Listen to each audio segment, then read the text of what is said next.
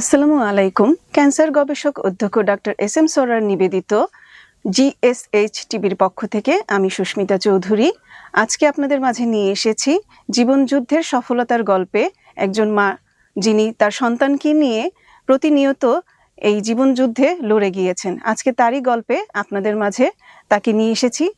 তার মুখ থেকেই আমরা শুনতে চাই তার এই যুদ্ধের পরবর্তী ধাপগুলো। আসসালামু আলাইকুম মা, আপনার নাম কি? আমার নাম মিলন। আপনার জেলা কোথায়? জেলা কিশোরগঞ্জ, থানা মিঠাবো, গ্রাম মামুদপুর। আচ্ছা, আপনার মেয়ের নাম? নাজমা। আচ্ছা, উনি তো অসুস্থ হয়েছিলেন। জি। কয় ছেলে মেয়ে আপনার? একটা মেয়ে। একটি মেয়ে? আর কোনো সন্তান নেই আপনার?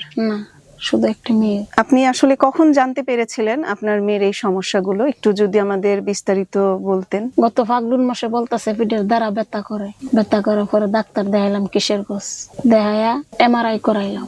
MRI এর পরে ধরা বললো ভিতরে ঘাও আছে হাড়ের নিচে। পরে পাঠাইছে মমিনসিং গিয়ে বনিকসিন করছি পরে বলছে হাড়ের মেঝে ক্যান্সার। কইছে ঈদের পরে গিয়া ভর্তি হইবে। ঈদের পরে গিয়া ভর্তি হয়েছি, একদিন লাগছে, লাগে সিট কাটে দিয়ে ঢাকা পাঠাইছে।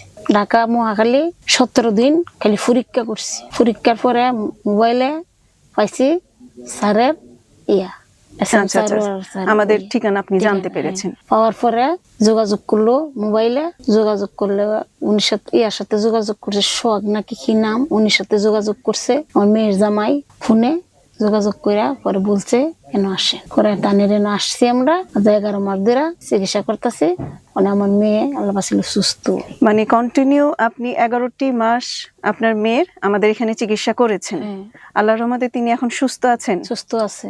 তো আপনার কি মনে হচ্ছে যে এই সফলতার যুদ্ধে আপনি যে এত বড় একটা ধাপ পার করে আসছেন, আপনার মেয়ে সুস্থ হয়েছে, আপনি মা হিসেবে বা একজন দেশের নাগরিক হিসেবে আপনি আমাদের অন্যান্য যারা ক্যান্সার পেশেন্ট আছেন বা কিডনি পেশেন্ট আছেন বা থ্যালাসেমিয়ার পেশেন্ট আছে তাদের ক্ষেত্রে আপনি কি বলতে চাচ্ছেন যে তারা কি এখানে এসে চিকিৎসা করবেন? এটা কি আপনার কাছে ভালো লেগে আপনি এই কথাটা তাদেরকে অনুপ্রাণিত করবেন? হ্যাঁ, আমি তা অনেকজনকে বলি, বলে আমার মেয়ের ক্যান্সার থেকে অনেক সমস্যা দূর হয়েছে, আপনারা এনে চিকিৎসা করেন, ভালো হইবে। আপনি এটাই এখন মনে করছেন? হ্যাঁ, অনেকজনকে বলছি আমি, আর বলবো। আচ্ছা আচ্ছা, ডক্টর এস এম স্যারের সাথে আপনাদের যে দীর্ঘ এক পথ চলা, এখানে আপনি স্যারকে কি বলতে চাচ্ছেন? ধন্যবাদ হিসাবে স্যারকে বলছি, স্যার আপনার দ্বারাতে আমার জীবন অনেক আল্লাহ আপনার উসিলা থেকে রক্ষা। এটা ঠিক, আসলে দোয়া এবং ধন্যবাদ এটা বলতে হয় না, মনের ভিতর থেকে যে দোয়াটা বের হয় এটা অনেক যথেষ্ট। জি, শুকর আলহামদুলিল্লাহ। অনেক ধন্যবাদ খালা আপনাকে। আপনি আমাদের শ্রদ্ধেয় ক্যান্সার গবেষক অধ্যক্ষ ডক্টর এস এম সরার স্যারকে এভাবে করে দোয়া দিয়েছেন। অজস্র মায়ের দোয়া আমরা পাচ্ছি আলহামদুলিল্লাহ, অজস্র ভাইদের দোয়া পাচ্ছি আলহামদুলিল্লাহ।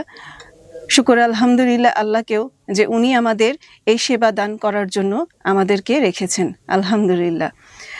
তো মা, আপনি কখন জানতে পারলেন যে আপনার মেয়ে এখন ক্যান্সার মুক্ত আছেন? আপনি যে রিপোর্টটা আমার হাতে দিয়েছেন এখান থেকে কি আপনি জানতে পেরেছেন আপনার মেয়ে আপাতত ক্যান্সার থেকে মুক্ত হয়ে গিয়েছে? এখান থেকে রিপোর্ট থেকে আমি জানা হলো যে আপনার মেয়ে ক্যান্সার মুক্ত। দেশবাসীর পক্ষ থেকে আমি দেখাচ্ছি, এই হচ্ছে ওনাদের রিপোর্টগুলো। আল্লাহর রহমতে ওনার মেয়ে এখন পুরোপুরি সুস্থ।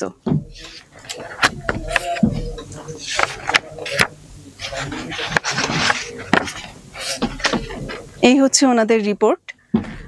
অনেক ধন্যবাদ আপনার আজকে আমাদের আপনার মূল্যবান সময়গুলো আমাদেরকে দেওয়ার জন্য। আপনি ভালো থাকবেন মা, এবং দোয়া করি আপনার মেয়েও ভালো থাকবে ইনশাল্লাহ।